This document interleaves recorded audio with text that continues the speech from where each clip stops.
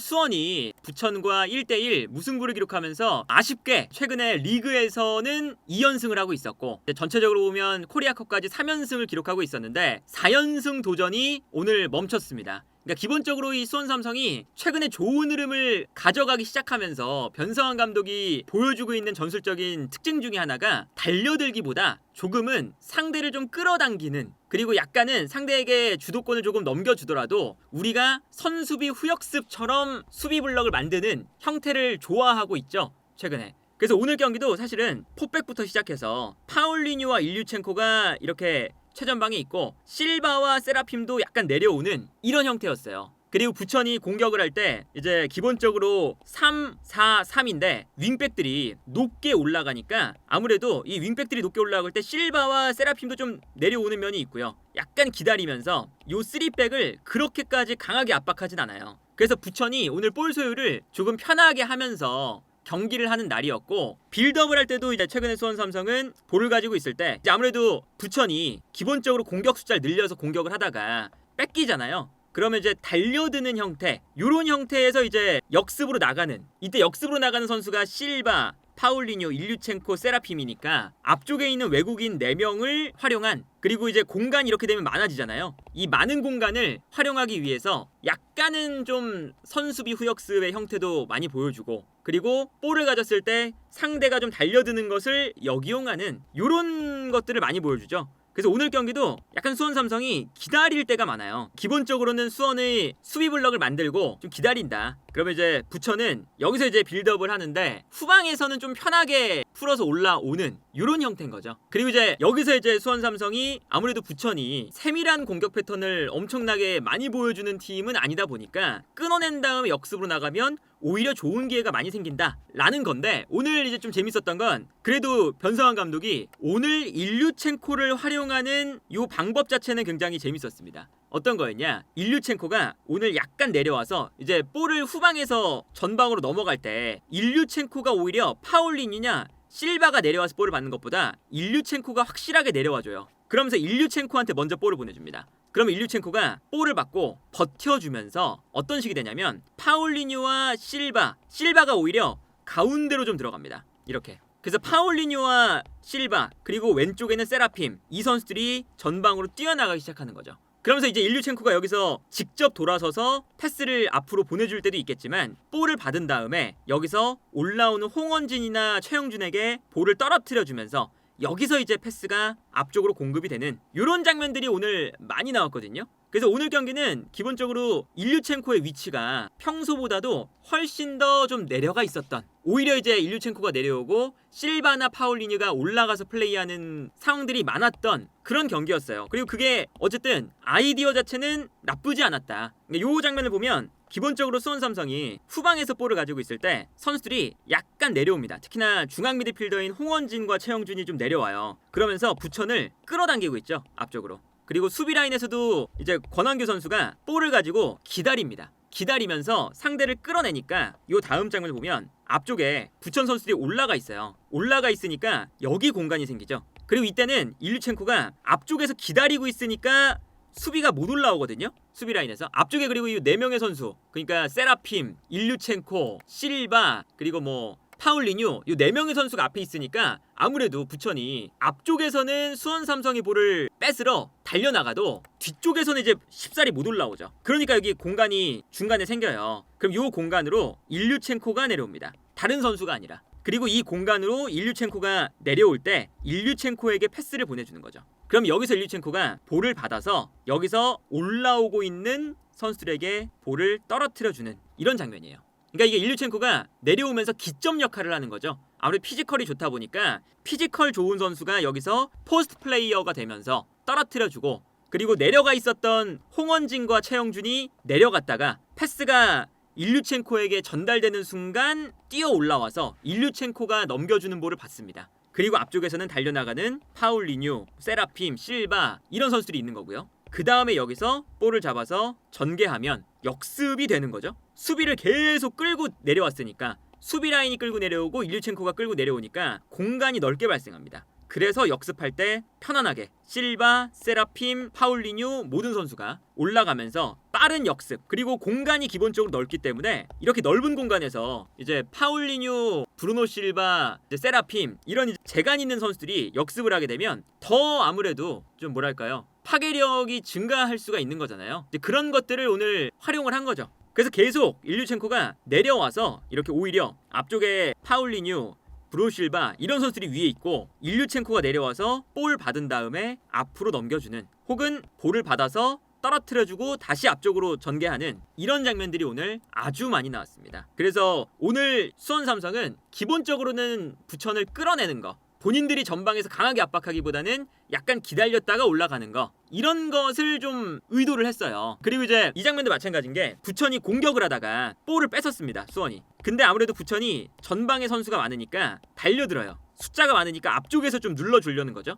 근데 여기서 수원이 볼을 전개할 때 여기서도 앞쪽으로 길게 일단은 넘겨줍니다. 그러면 상대를 끌고 내려왔으니까 여기에 공간이 나는데 이때 또 일류첸코가 내려오는 거죠. 내려와서 볼을 받고 여기서 피지컬로 버텨줄 수가 있으니까 버틴 다음에 전개. 그러면 앞쪽에 오히려 브루노 실바가 달려가고 있습니다. 세라핌이 달려가고. 그래서 오늘 경기는 그 경기를 보면 오히려 이 경기를 하는 도중에 브루노 실바가 좀 더 가운데 있고 일류첸코가 좀 훨씬 더 뒤에 있는 이런 장면들이 많거든요. 이제 보통은 이제 파울리뉴나 브루노 실바나 이런 선수들이 보통은 세컨드 스트라이커라던가 공격형 미드필더의 역할을 맡으니까 더 뒤쪽에 있을 때가 많은데 오늘만큼은 일류첸코가 조금은 더 뒤에서 기점이 돼주는 역할이었다. 이게 오늘 뭐 수원 삼성이 들고 나왔던 그런 전략이라고 봐야겠죠. 그리고 어쨌든 득점이 나올 때도 부천이 그래도 수비를 잘해서 그러니까 오늘 경기는 부천이 5백을 쓰잖아요. 이 5백을 쓸 때 기본적으로 수원이 좀 공간을 쓰기가 어려워할 때가 많아요. 그래서 오늘도 뭐 수비할 때는 이렇게 완전히 윙백들이 내려와서 5명의 수비를 딱 만드는데 이때 세라핌, 실바 그리고 일류첸코가 가운데 있고 파울리뉴가 이제 올라가잖아요.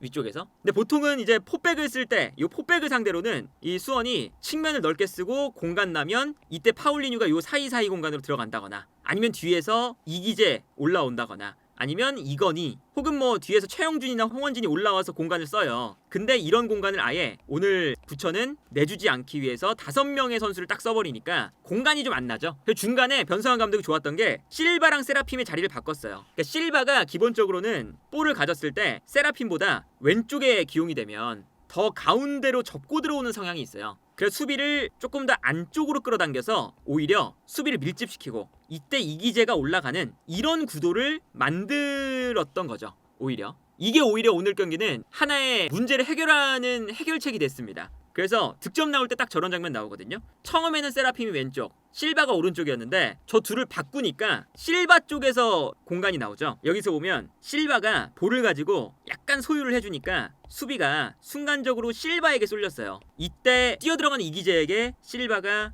패스를 넘겨줍니다. 여기서 이제 측면 공간이 무너졌죠. 그 다음에 여기서 이제 이기재 선수가 크로스를 올리는데 이 크로스도 순간적으로 일류첸코가 달려가면서 수비를 뒤로 끌어당기니까 요 앞쪽 공간이 나고 요 앞쪽으로 크로스가 올라옵니다. 그 다음에 여기서 최영준 선수가 발을 잘 갖다 대면서 슈팅. 그리고 아무래도 오늘 비가 많이 와서 물기가 많다 보니까 부천의 김영근 골키퍼가 막았는데 제대로 클리어링이 안 됐어요. 그 떨어지는 볼을 세라핌이 세도하면서 득점. 이렇게 오늘 경기를 준비해 오고 그리고 이제 경기를 풀어나가는 이런 이제 수원 삼성의 변성환 감독이 가지고 나왔던 경기의 컨셉 이런 거는 나쁘지 않았거든요.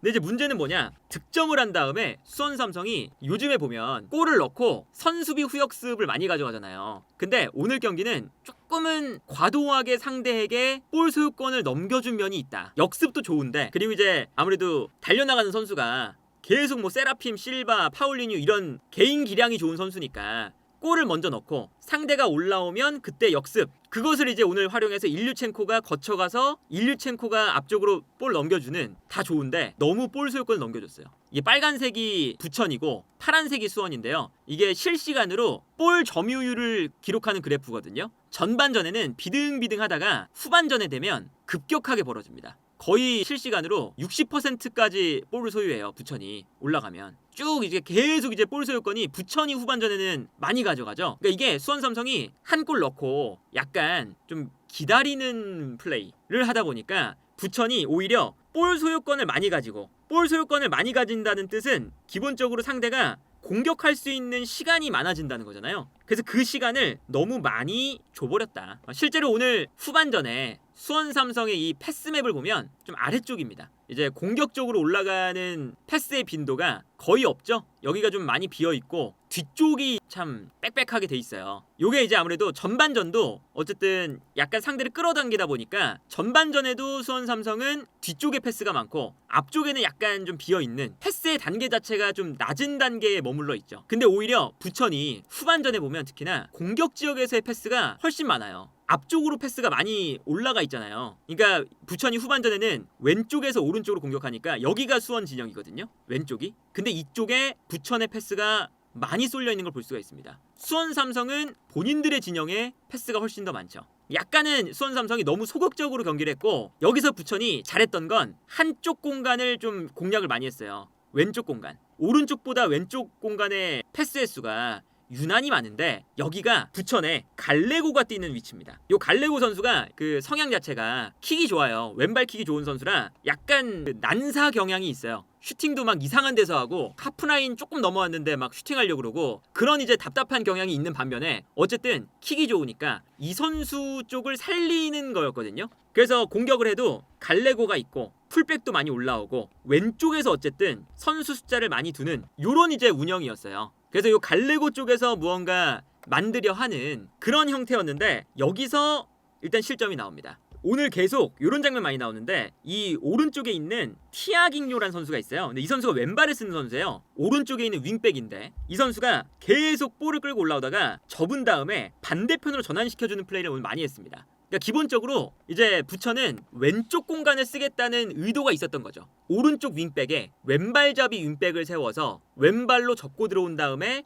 반대편으로 넘겨준다. 이것을 오늘 부천이 계속했거든요. 그래서 부천이 공격을 할 때 반대편 갈레고가 있는 쪽으로 방향 전환이 됩니다. 그 다음에 여기서 갈레고가 한쪽에 수비가 쏠려 있었으니까 패스가 넘어오면 넓은 공간에서 본인이 킥을 할 수 있는 기회가 생기죠. 그리고 이때 안쪽으로 들어가는 몬타뇨. 그래서 여기서 편안하게 이제 갈레고가 볼을 잡아서 크로스를 올려주고 이 크로스가 아주 날카롭기도 했고요. 크로스가 올라올 때 몬타뇨에 달려 들어가면서 탄력이 좋은 선수잖아요. 몬타뇨 선수가. 그래서 고종현 선수와의 이 경합에서 이겨서 득점을 하는 이 장면. 그래서 후반전에는 변성환 감독이 너무 주도권을 상대에게 내주는 면이 없지 않아 있었다. 그래서 계속 이 왼쪽에서 사실은 역전도 당할 뻔했어요. 이것도 이번에는 몬타뇨가 측면으로 나와 있고 확실히 이 부천이 왼쪽에 선수가 많고 왼쪽에서 공격을 많이 하거든요. 윙백도 올라가 있고 몬타뇨는 내려와 있고 이때 갈레고는 내려왔다가 돌아뛰는 장면입니다. 그러니까 순간적으로 이제 몬타뇨를 따라서 나왔을 때 공간이 나오게 되고 이 공간으로 이제 갈레고가 뛰니까 뛰어들어가는 갈레고에게 패스, 갈레고가 측면에서 공간을 충분히 활용할 수 있는 이런 장면이 나오죠.